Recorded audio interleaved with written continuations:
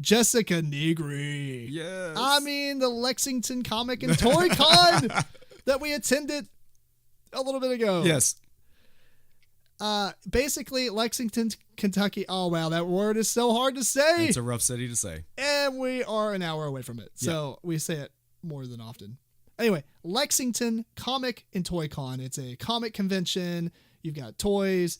I pretty much was being completely obvious there. Way to go. And then they have the one thing that a lot of these conventions have, massive amounts of guests in which you can pay lots of money to get their signature on paper and a hover hand picture of them. Hover hand.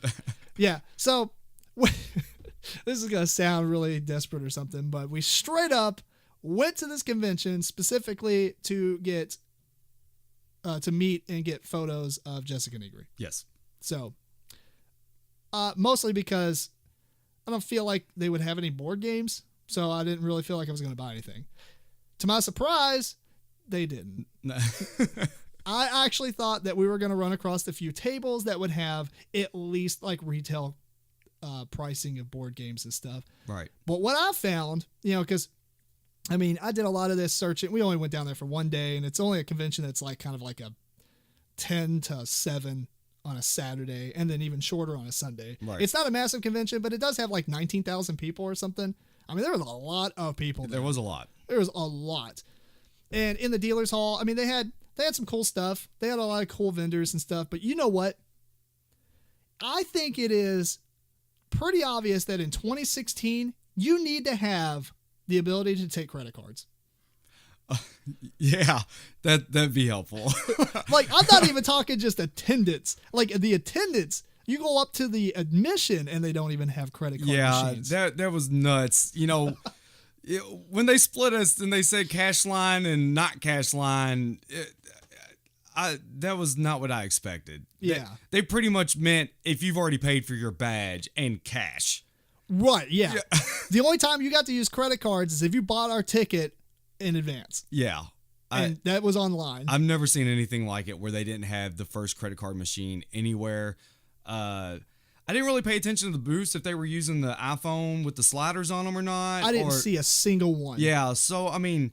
I literally think that they had ATMs set up, like white label ATMs, just like a company comes in there, throws down a credit card machine or a ATM, and you go up and they get, the credit card machine probably paid them money so they can throw down 3 or 4 of these things. Right. And, because they were like literally next to the dealer stuff. Okay. Like I don't think I spotted one, but I wasn't really looking for them either. So. Right. Yeah.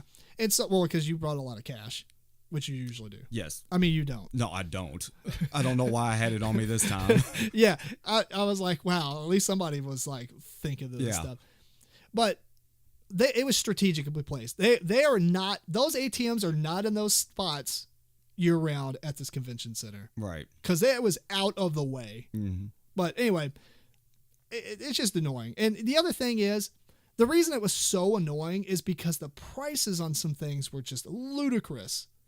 Like, seriously, like when you're out getting your picture, like the professional picture taken. Oh, okay. Gotcha. Yes. I had you basically, Matt went and got a professional picture where you go pay money and then stand in line, and then they, herd you like cattle through, and pretty much you get hover hands. Yep. So the thing is, they had some Nintendo games and some like Super Nintendo games and stuff. There was one booth that was selling them at a decent price, but some of the other booths, it was like $100 for Final Fantasy 3/6 for the Super Nintendo. That's a $50 game at most.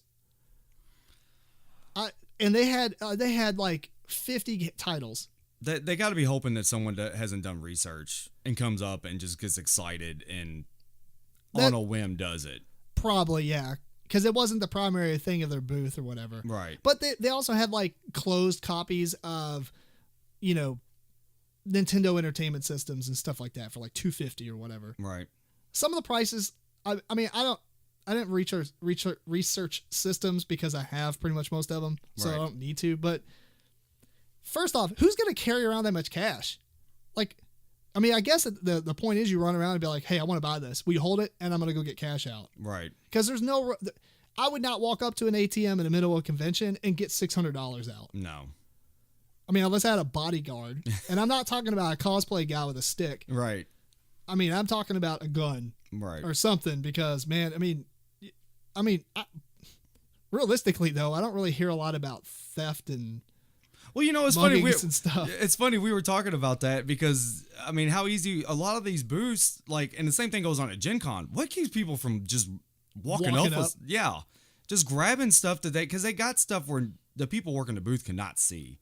Like the t-shirt booths and stuff where the t-shirts are completely on the opposite side. Yeah. Like there is absolutely no way you can see your shirts from inside the booth. I mean, maybe people do it and you just don't hear about it, but you never see it. It doesn't happen enough though because it would become a problem. Right. And I don't think Gen Con or Origins or anybody, I mean, I don't ever hear about theft at these types of conventions.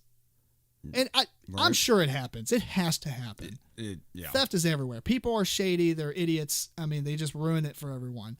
But if it was that big of a deal, I think Gen Con or these other conventions would have done something about it. They would have literally implemented some sort of policy or had security, like up their security, or made at least announcements to people like realtors and stuff like that, or booth vendors and stuff, and told them, hey, there's been a lot more theft over the year or whatever. But it'd be interesting to see. I mean, I doubt they would even publish like papers on that, or I was almost give out percentages and stuff.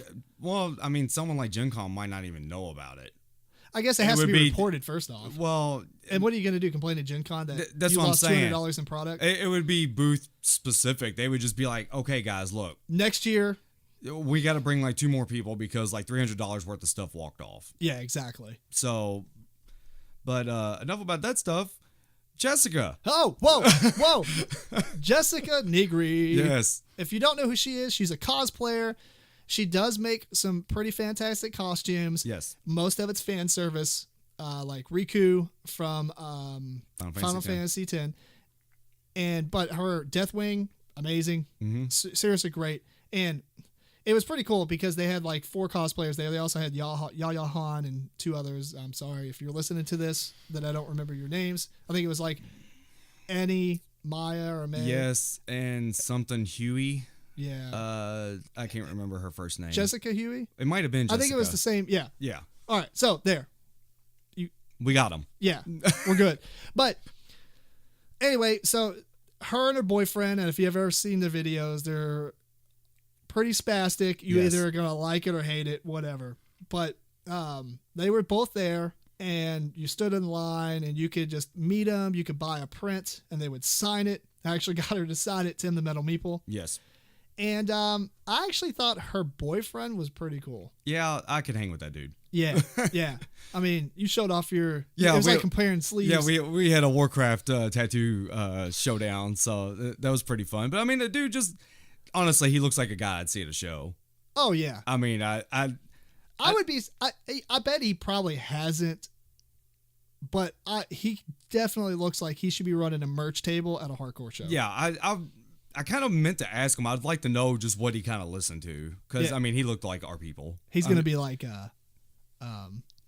oh, my... I can't think of it. It would have been funny. The hipsters like it.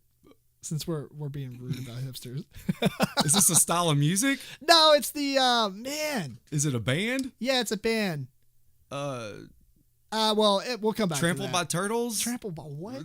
It's a bluegrass band. Well, it's similar to that. Okay. They're on TV, or I don't know. Oh, this is great podcasting. Yeah, I know who you're talking about. Well, we'll come back to it if you think of it. But anyway, so he was pretty cool. She was pretty cool. She's not as spastic, I think, in real life. No, she wasn't even close to it. Right, yeah. So I maybe she's spastic whenever like her friends are around and you know, whatever, there's cameras on or stuff like that. But I think it's a character. Yeah. It's definitely a character. She's putting on a persona and people are loving it, obviously, because I mean she is doing well. She has to be. Yeah. I mean, she has so many people at her booth. She's selling $20 prints left and right, signing these things. And on top of that, every Monday she has Mail Monday where she's opening up stuff that people send her. And it's like literally 15, 20 minutes, edit it. Yes. Package after package after package after package after I want stuff. Right. And I don't get it. It's okay. Mail Monday for us. But I will say this. Girl was very professional. Oh yeah, super professional. I mean, as far and she seems pretty approachable too. yeah, like I think she understands people are socially awkward, especially at comic conventions, and nerdy conventions and stuff like that. I'm a hypocrite. Yes, it's okay if we say it. Yeah, don't use titles, but I'm going to. Anyway, yeah. So, I mean, it was a fun convention. I've been to a ton of conventions. I don't know how many you've been to, but back in the late 90s or early 2000s, I went to tons of anime conventions like Anime Central, AWA, which is Anime Week in Atlanta, SugoiCon. There was another one. I can't remember. But anyway, I went to them multiple times. I actually got to meet, Yaya Han plenty of times back then when she was popular, but cosplay wasn't nearly as popular as it is now. And on top of that, we would also go to, just local conventions and stuff. Right. But I've probably been, you add in Gen Con and all these conventions I've been going to recently, I've probably been maybe 50s or 60s. Right. It's been a lot. I mean, outside of Gen Con, Dragon Con. Yeah, Dragon Con. That's a good time. Which, initially to Spark, the whole reason we went was me pretty much coercing Tim into going with me, because I did tell my wife if this girl came anywhere within a certain radius of me, I was going to go meet her. So Matt has a type. Yeah. Well, it's not even a type. I don't know. Yeah, maybe I do. But online personalities have fans because of personalities. Yeah. So it may not be just straight attractiveness it's not even that. It's I do seriously respect her craft. I mean, oh yeah. When you look at her outfits, man, it is like, wow. Look, I mean, it's some serious stuff when she actually makes it. I mean, every now and then she does the Victoria's Secret whatever, but she credits that. She straight says, "Hey, I bought this," or if someone else makes it for her, she'll let it be known. Yeah. But man, when she makes her own stuff, man, it's pretty impressive. And like I said, I mean, you've seen stuff like this too, but I mean, Atlanta and Dragon Con, the cosplay is ridiculous. Some of the hugest stuff I've ever seen in my life. I mean, big team cosplays and stuff like that. And, so I mean, I've seen some pretty wicked craftsmanship, and I mean, she does it. It's pretty good.